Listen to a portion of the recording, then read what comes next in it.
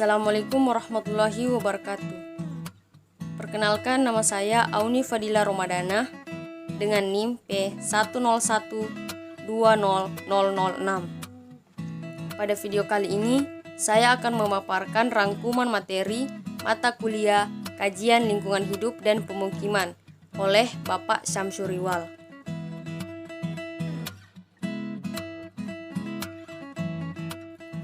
Kawasan konservasi adalah kawasan atau wilayah yang dilindungi karena memiliki ciri khas tertentu serta fungsi pokok pengawetan keanekaragaman tumbuhan dan satwa serta ekosistem. Kawasan konservasi atau kawasan yang dilindungi ini telah ditetapkan oleh pemerintah berdasarkan berbagai macam kriteria sesuai dengan kepentingannya. Kawasan yang menjadi calon kawasan konservasi harus memenuhi 5 kriteria, yaitu kriteria ekologi, kriteria sosial, kriteria ekonomi, kriteria regional, dan kriteria pragmatik.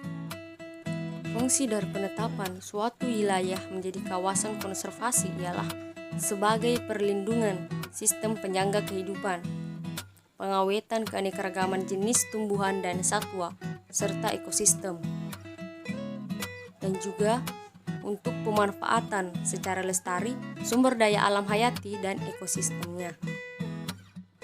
Dan juga dalam menetapkan fungsi kawasan, ada beberapa pendekatan yang dilakukan, yaitu pendekatan spesies, pendekatan komunitas dan ekosistem, serta pendekatan kawasan dan manusia.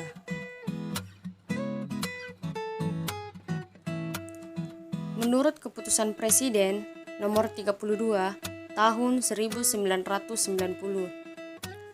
pengelolaan kawasan lindung adalah rangkaian proses kegiatan, mulai dari perencanaan, penataan, pengaturan, dan evaluasi terhadap kawasan lindung, agar penetapan kawasan lindung dapat diwujudkan.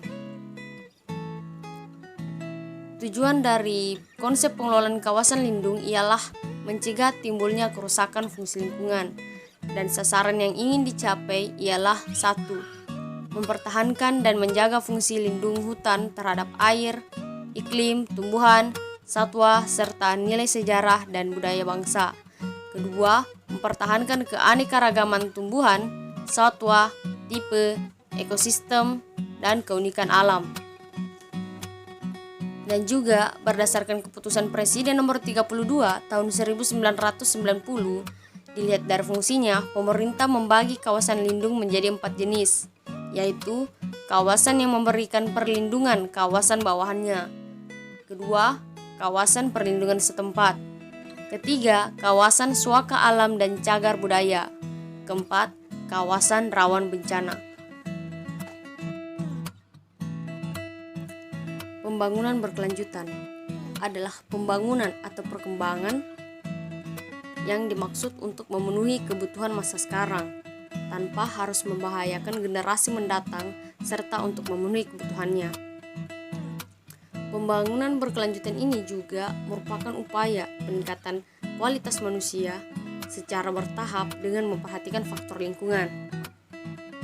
Nah, karena lingkungan ini harus kita jaga, maka setiap kita ingin membangun sesuatu, apapun itu, kita harus tetap memperhatikan lingkungan yang menjadi faktor penting yang perlu dan sangat harus kita perhatikan.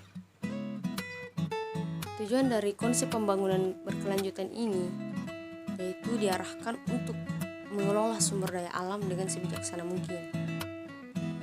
Karena ada sumber daya alam yang tidak terperbarui, dalam pengelolaannya harus sebijaksana mungkin. Di Indonesia ada 5 pilar yang harus dipenuhi sebagai syarat dalam melakukan pembangunan berkelanjutan, seperti ekonomi, kelembagaan sosial, ekologi, dan penegakan hukum. Pembangunan berkelanjutan ini juga memberikan dampak terhadap keseimbangan ekosistem, seperti rusaknya berbagai sistem pendukung pri kehidupan manusia, instabilitas ekosistem, akibat akibat degradasi dari pencemaran lingkungan. Konflik sosial akibat alih fungsi lahan yang tidak terarah, serta terjadi berbagai kesenjangan kelembagaan di bidang pengelolaan sumber daya alam dan lingkungan hidup. Setelah terjadinya ketidakseimbangan ekosistem, maka muncullah permasalahan-permasalahan pada lingkungan, seperti menurunnya daya dukung, terjadinya penyusutan sumber daya alam dan lingkungan, permasalahan lingkungan buatan, penerapan standar mutu lingkungan hidup yang masih lemah, masalah pemanfaatan dan pengurasan sumber daya alam, dan yang terakhir ialah pencemaran lingkungan. Manusia dan lingkungan. Salah satu makhluk hidup yang selalu berinteraksi dengan lingkungan adalah manusia. Oleh karena itu, manusia selalu berusaha dan memanfaatkan sumber daya alam untuk memenuhi kebutuhan hidupnya. Dan juga manusia ialah komponen aktif dalam mengelola dan mengubah ekosistem sesuai dengan yang dihendaki oleh manusia. Selain memenuhi kebutuhan hidup manusia, pembangunan juga memberikan permasalahan pada kehidupan manusia, seperti perubahan iklim, disaster atau bencana, pencemaran, dan konflik sosial.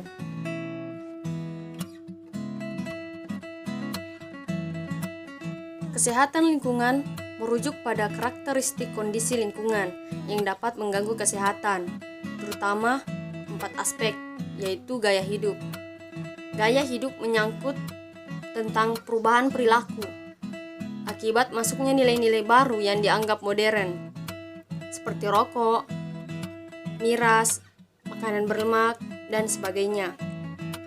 Selain gaya hidup, aspek kedua ialah bahan toksik yang mencakup mikroorganisme patogen, logam berat, B3, dan lain-lain. Aspek ketiga ialah aspek fisik yang menyangkut tentang kebisingan, sinar ultraviolet, debu di udara, dan lain-lain.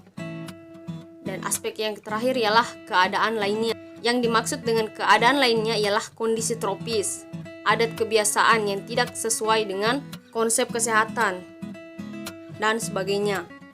Status kesehatan manusia refleksi dari hasil akhir interaksi kompleks antara sistem biologis internal dan sistem lingkungan eksternal secara keseluruhan. Hubungan manusia dan lingkungan. Yang pertama itu ada sistem penyangga kehidupan yang menyediakan kebutuhan dasar aktivitas manusia.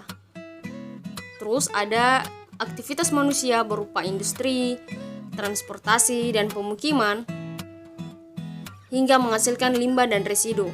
Akibat dari aktivitas manusia seperti industri, transportasi, dan pemukiman hingga menghasilkan limbah dan residu. Kemudian, limbah dan residu tersebut mempengaruhi sistem penyangga kehidupan dan juga kesehatan masyarakat. Sumber-sumber yang dapat merubah lingkungan yaitu aktivitas manusia. Aktivitas manusia ini contohnya seperti pembangunan industri, transportasi, dan pemukiman yang dapat menghasilkan limbah dan residu. Yang kedua yaitu aktivitas alam. Aktivitas alam ini seperti letusan gunung berapi, banjir, badai, dan bencana alam yang lainnya yang dapat mempengaruhi kualitas air, udara, tanah, dan sebagainya. Komponen lingkungan bertindak sebagai media atau perantara terjadinya penyakit di masyarakat. Peran lingkungan dalam menimbulkan penyakit. Pertama, lingkungan itu berperan sebagai faktor predisposisi atau faktor kecenderungan. Kedua, lingkungan berperan sebagai faktor penyebab penyakit. Ketiga, sebagai faktor media transmisi penyakit atau sebagai perantara penularan penyakit. Dan yang terakhir ialah lingkungan berperan sebagai faktor penunjang atau faktor yang mempengaruhi perjalanan suatu penyakit.